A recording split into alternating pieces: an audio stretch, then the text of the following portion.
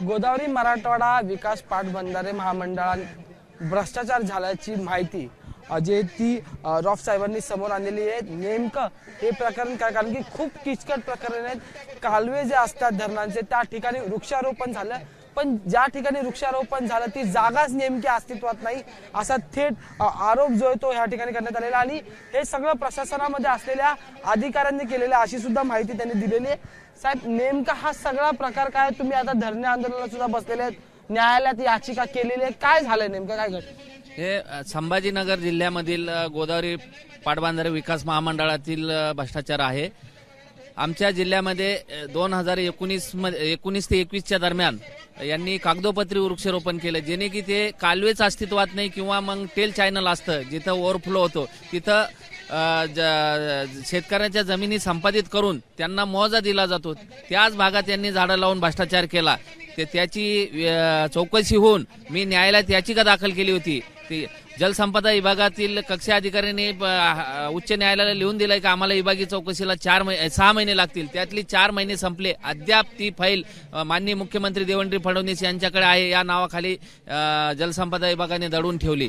तसेच आमच्याकडे एक बर्मा गव्हाण उपसा सिंचन योजना आहे, त्यामध्येही या निविदा धारकाने निर्धारित वेळेत काम न केल्याने प्रति दिवस 25,000 दंड असा एकूण 9,45,00,000 दंड लागलाय। तो दंड आज रोजीपर्यंत या जलसंपदा विभागाने वसूल केला नाही। उलट एक विधायक काम म्हणून परत फेरनिविदा करून दुसऱ्या ठेकेदाराला देऊन तेथे अनियमितता केली।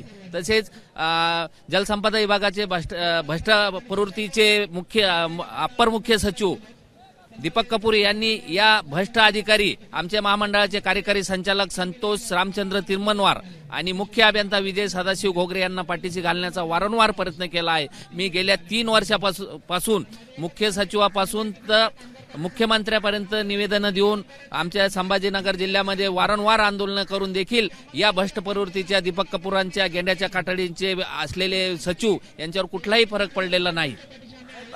ते झाल्यानंतर एक नवे सरकार आलं, नवे जलसंपदा मंत्री झाले, नवे मुख्यमंत्री, यांच्याशी तुम्ही संपर्क करण्याचा प्रयत्न केला का या संदर्भात? मी त्यांच्या कार्यालयाला वारंवार फोन केली, त्यांच्या कार्यालयाला निवेदनं पाठवली आणि मुख्य सचिवांना मी 2 निवेदन देऊन भेटेसाठी वेळ मागितला। तर मुख्य सचिव यांनी मला वेळ न देता भ्रष्ट प्रवृत्तीचे असलेले दीपक कपूर यांनाच भेटा म्हणून मला प्रति मेलद्वारे कळविलेलं आहे। आता ह्या संपूर्ण प्रकरणात नेमका किती कोटीचा भ्रष्टाचार झाला तुम्ही काय सांगू शकता? आता माझा तो वृक्षारोपणाचा घोटाळा हा 2 उपविभागाचा फक्त 1,40,00,000 आहे। असे 200 ते 250 उपविभाग आहे। तर वृक्षारोपणाचा घोटाळा हा किमान माझ्या माहितीनुसार 50 कोटीचा घोटाळा आहे। आणि इतर कामेही इतके निकृष्ट दर्जाची केली। लाईनिंगच्या कामामध्ये CNH असतं, त्या एक पॉलिथिन असते, हे निकृष्ट दर्जाचे वापरून तडे जातात। हे लोक म्हणतात का नाही हे असं नाही, ते त्यांच्या तक्रारीचं असतात, असं करून दीपक कपूर यांना वारंवार पाठीशी घालतात। आणि भ्रष्ट प्रवृत्तीचे आमचे कार्यकारी संचालक संतोष तिरमनवार आणि विजय घोगरे हे राजकीय वलय घेऊन केवळ आमच्या मराठवाड्यामध्ये अजितदादाच्या जवळचा माणूस म्हणून दबाव तंत्र वापरून प्रशासनावर चुकीचे मार्गाने वापरून केवळ तक्रारी पेंडिंग ठेवण्याचा कारभार ह्या लोकांनी केलेला आहे। आता या सगळ्या संदर्भात तुम्ही न्यायाची अपेक्षा नेमकी काय करतात? काय कारवाई झाली पाहिजे?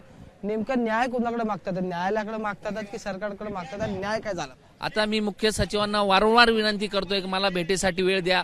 आणि राजकीय वरद हस्ता असलेले विजय सदाशिव घोगरे येत्या 31 मार्चला सेवानिवृत्त होत आहेत। आता यांच्यावर माझ्या एवढ्या तक्रारी प्रलंबित असून त्यांना ना खाते चौकशीच्या परवानगीसाठी फाईल पुटअप झाली, त्यांना निर्दोष सोडल्या जाईल। विशेष म्हणजे माझ्या वृक्षारोपण चौकशीमध्ये मुख्य आरोपी असलेले तत्कालीन कार्यकारी अभियंता अनिल मोतीलाल निंबोरे आणि धनंजय गोडसे यांना या लोकांनी मुख्यमंत्र्यांची दिशाभूल करून या चौकशीतून नावं वगळण्यात आलेले। खरं तर अतिशय गंभीर असे आरोप जे ते केलेले आहेत। सगळ्यात महत्वाचं म्हणजे की न्यायालयात सुद्धा या संदर्भात याचिका जी टाकण्यात आलेली आहे, ते जसं म्हणतात त्यांनी मुख्य सचिवांना पत्रव्यवहार केलेला आहे, शासनाशी ते पत्रव्यवहार केला आहे, पण अद्याप कोणताही रिप्लाय जो योग्य रिप्लाय असावा तो आलेला नाही। त्यामुळे हा भ्रष्टाचार झालाय का हा पहिला प्रश्न।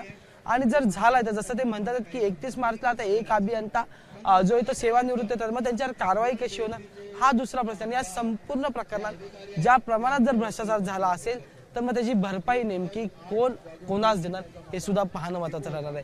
व्हिडिओ जर्नलिस्ट मनोज जयस्वाल सह मी अजय माने, एबीपी माझा, मुंबई. एबीपी माझा, उघडा डोळे बघा नीट.